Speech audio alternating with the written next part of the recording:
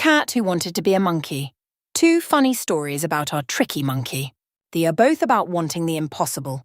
In the first, baby Bushcat wants to be a monkey, so he can play and have fun all day. In the second story, the monkey wants to fly, but ends up falling for a trick, and literally falling too. Thank you to Wondery for supporting the show. Check out Flip and Mosey's guide to how to be an earthling for fun and education. Two funny stories about our tricky monkey. They are both about wanting the impossible. In the first, baby Bushcat wants to be a monkey, so he can play and have fun all day. In the second story, the monkey wants to fly but ends up falling for a trick, and literally falling too. Thank you to Wondery for supporting the show. Check out Flip and Mosey's guide to how to be an earthling for fun and education. The Cat Who Wanted to Be a Monkey. Hello, this is Morricott, and I'm here with two of our popular monkey stories. If you have heard them before, you will know that they are small, cheeky and sweet, just like monkeys. And just in case you are waiting for the Ramayana, we'll be back with our epic serial soon. The first of our stories is called The Cat Who Wanted to Be a Monkey. Once upon a time, Mother Bushcat, Father Bushcat, and Baby Bushcat were watching the monkey playing. They saw how he drank flower nectar, ate fruit, picked fleas from his friend's fur, and swung through the trees shrieking and chattering. Indeed, he was a very noisy monkey, and best known for his naughty tricks. It's all right for some, said Mother Bushcat, after picking up Baby Bushcat for the 15th time that day and putting him back in their den. Yes, monkeys lead a very easy life, said Father Bushcat as he stretched and yawned. And then Baby Bushcat piped up, Mummy, can I be a monkey someday when I grow up? Mother Bushcat laughed and said, Oh, how you wish you were a monkey. But no, dear, you were born a bushcat and you will always be a bushcat. That's the law of the jungle. Oh, that's not fair, protested Baby Bushcat. I'm sure the monkeys would really like me to join them if I asked them nicely. Well, you can try, dear, and see what happens, said Mother Bushcat, who was sure that her baby would soon forget about his idea to become a monkey. But Baby Bushcat did not forget his ambition to become a monkey, and as soon as he was old enough to prowl out and about on his own, under strict instructions not to stray too far and to come back before dark, he set out to find the place where the monkeys were playing. Sure enough, he soon found a monkey sitting with his back to a banana tree. "Me-how, Mr. Monkey, I'm Baby Bushcat, pleased to meet you." "Likewise, Baby Bushcat," said the monkey as he peeled a banana. "I have seen you play, and I'd like to be a monkey too, if I can, please," said Baby Bushcat. "Well now, it's no easy matter for a baby bushcat to grow up into a monkey," said the monkey. "Oh, please let me be a monkey, please. I really, really want to be a monkey, and I'll never forget you if you help me, and I'll always pick your fleas whenever you ask me." "All right then," said the monkey. "We monkeys like enthusiasm. If you really want to be a monkey first, you must learn to scratch my back. I've got an itch just in the middle, but mind you are not too sharp with your claws." Baby Bushcat scratched the monkey's back, and the monkey said, "Ah, that's just right. Great, can I be a monkey now? Hold on, not just yet. Next, you must learn to harvest bananas. Climb up into that tree and get me a few." Right away, the cat sprang up into the tree and cut down 6 bananas with his claw, and then he jumped down onto the forest floor and said, "I've done it! I've cut down some bananas. Now can I be a monkey? Please, hold on, not just yet. We've got to sort out that tail of yours first." "What's wrong with my tail? I've got a good tail, haven't I?" "Yes, it's okay tail for a baby bushcat, but it isn't long enough for a monkey. So what can I do?" "Hold on a minute, I'll help you," replied the monkey, who got up and began to pull Baby Bushcat's tail. "Oh, that hurts," said Baby Bushcat. "Is it long enough yet?" Not yet, but I'll tell you what, I'll just tie your tail to this branch and that will do the trick." "Tie my tail to a branch? I don't want you to tie my tail to a branch. Please don't do it. Hold on a minute. I thought you said you wanted me to help you to become a monkey." "I did." "Well then, just let me tie your tail to this branch, and before too long, you'll be one." "All right then, I suppose if you have to." And so the baby bushcat let the monkey tie his tail to a branch of the banana tree. The monkey used some vines to tie him by a strong monkey knot and then stood back to admire baby Bushcat, who was now swinging upside down from the branch, almost like monkeys do. "Now can I be a monkey, please?" baby Bushcat asked as he swung there by his tail. "Ha ha! I monkey tricked you," called out the monkey as he flew off through the trees laughing to himself at the wonderful trick he had played on the baby Bushcat, who was left meowing and crying for his mummy. To tell you the truth, it was a very mean trick of the monkey to play on the baby Bushcat. Now baby Bushcat's tail was really starting to hurt and he started to sob. "I want my mummy. I don't want to be a monkey anymore." Eventually, Mother Bushcat came out to find him and she bit through the vines and let him down. "Who tied your tail to that branch?" she asked. And baby Bushcat sobbed. "The monkey. And do you still want to become a monkey?" "No, I don't.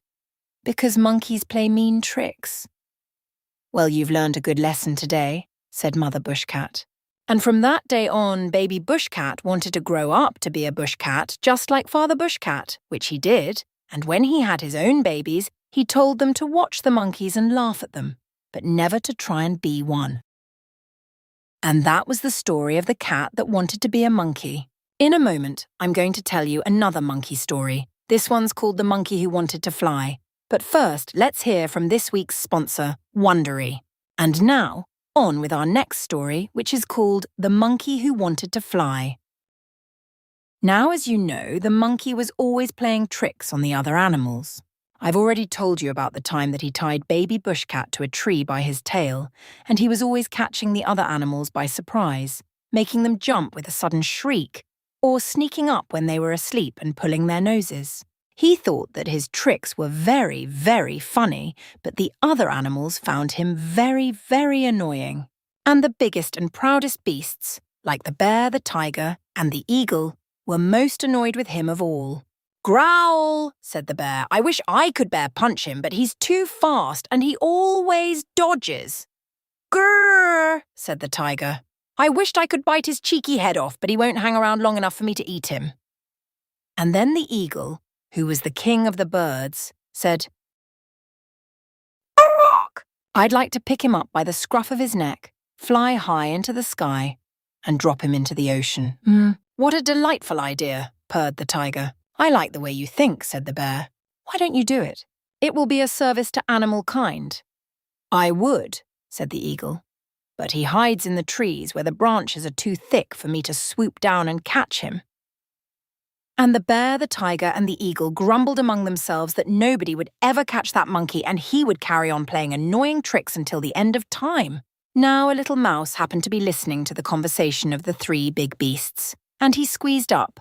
"Excuse me, sirs, if you don't mind me suggesting, but if you want to catch a trickster, you have to play a trick." "That's right. He's got a point," said the bear. "But what trick can we play?" asked the tiger. "Remember, he knows all the tricks, because he's played them already," said the eagle. "I know. I have an idea," said the mouse. And he told them his plan, which the three big beasts thought was a super smart idea, and ordered the other animals and birds to put it into action. The eagle announced that for one day only, he was willing to take any animal who wanted up into the air for free to experience what it felt like to fly, and he promised not to eat them. Normally, none of the other animals would have agreed to try anything like that, because the idea of flying can be very frightening, unless you are a bird. But the bear and the tiger ordered the smaller animals, including the gerbil and the tortoise, the bushcat, to queue up and wait for their turn to go flying. As promised, the eagle picked each one of them up, soared into the air, and returned them safely to the ground. The smaller animals reported that flying was a bit sick-making, but very thrilling, and they were so happy to be alive when they returned that they did a little dance and told everyone else that they should try it too. Now the monkey saw the animals go up in the air and return safely, and eventually he could not resist the chance to experience what it was like to fly. So he stepped forward and said, "Can I have a go?" "That's a good fellow monkey," roared the tiger. "It will be the thrill of a lifetime. I wish I could have a go up, but I'm too heavy to fly. Now you're just the right size and you'll love it."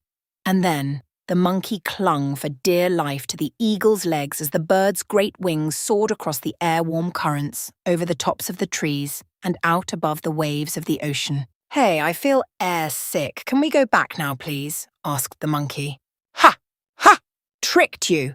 called back the eagle, who started to swoop this way and that until the monkey was so dizzy he would not hold on any more, and he fell down into the sea. The eagle called out, "Bombs away!" Now that would have been the end of the monkey, but it so happened that a fisherman caught the monkey in his net and hauled him on board. The monkey was the strangest fish he had ever seen, and he soon shot up to the top of the boat's mast where he sat above the sail like a lookout in his nest, until they reached the shoreline where he hopped into the branches of a nearby tree. The eagle returned to the spot where he had left the other animals and declared, "Mission accomplished. I dropped the cargo into the ocean waves. The monkey has tricked his last." But no sooner had he spoken than the monkey called out from a nearby tree, "Ha! Ha! Tricked you!" And the three big beasts jumped into the air with shock. "Thanks for taking me flying," called out the monkey. "I didn't ask to go swimming, but that was fun too." "See you soon for another funny trick." "Ah!" growled the tiger at the eagle. "Mission accomplished, you said. Total failure, more like. And the eagle saw how angry the tiger and the bear were and decided to fly back to his nest on top of a craggy mountain. And that was the story of the monkey who wanted to fly. I do hope you enjoyed it. I'll be back soon with another episode. Thank you for watching, please. Subscribe for more video.